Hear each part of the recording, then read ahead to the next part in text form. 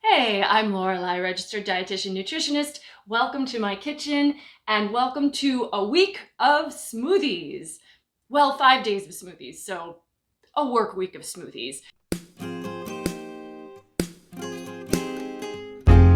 I'm going to show you 5 completely different smoothie recipes. These are full meal smoothies, meaning, well, they're all around about 400 calories, in addition to having fruit, which we know we put fruit in smoothies, but they all have a source of protein, plenty of fiber, and some healthy sources of fat.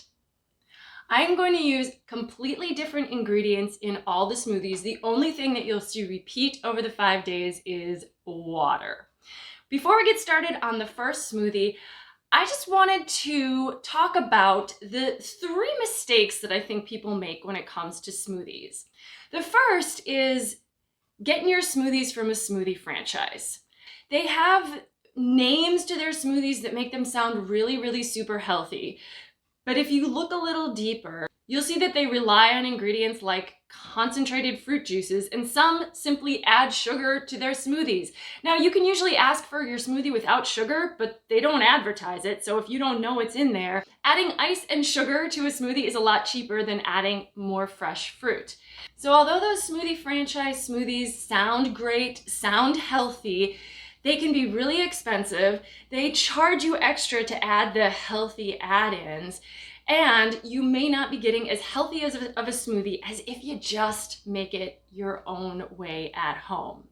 The second mistake I think people make when it comes to smoothies is they add fruit juice to them. There's no real need to add fruit juice unless you are intentionally trying to add calories to your diet. And I understand that there are some reasons that people might want to do that, but that's really all you're doing when you're adding fruit juice. If you're adding whole fruit to your smoothies, you're getting all of the nutrients you need. Fruit juice is just adding excess, and mostly it's adding excess calories. There's no reason you can't blend up a smoothie using water, or there are some other liquids that you can also try, but fruit juice, I would say no.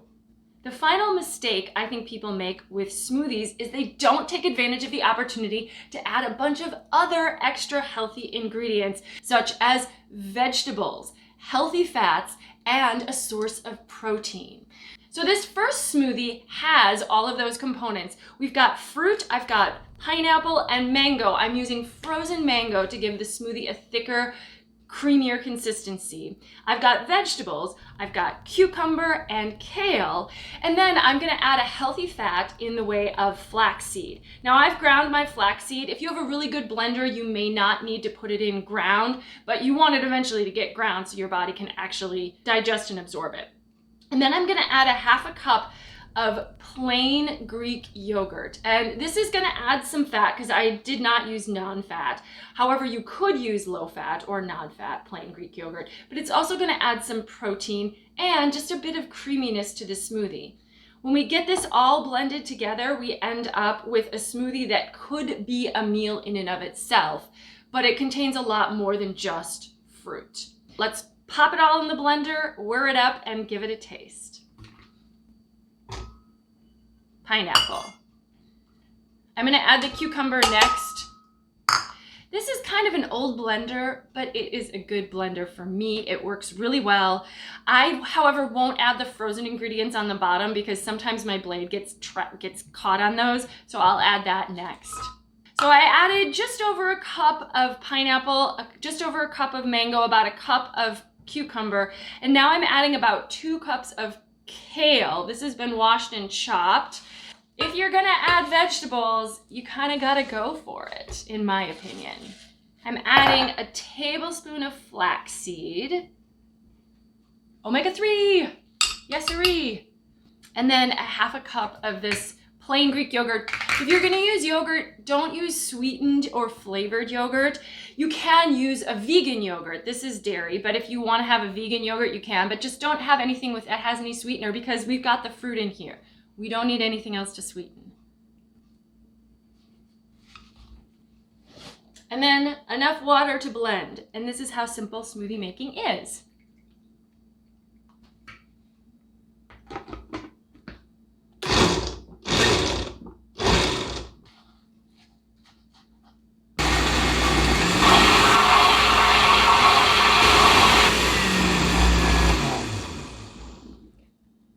it long enough so that it's really smooth and creamy. You don't want any little chunks of kale floating around in there.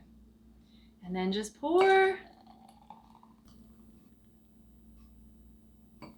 This is a huge smoothie, so you can see that this is going to be a full meal. You can certainly share this with someone as well, but if you want this to be your full breakfast, it's going to fill you up. So this smoothie has about 388 calories in it, 9.4 grams of protein, 15 grams of fat, and 9 grams of fiber. So if you drink the whole thing, you're getting a full meal. If you want to split it with someone, have a little something else for your breakfast.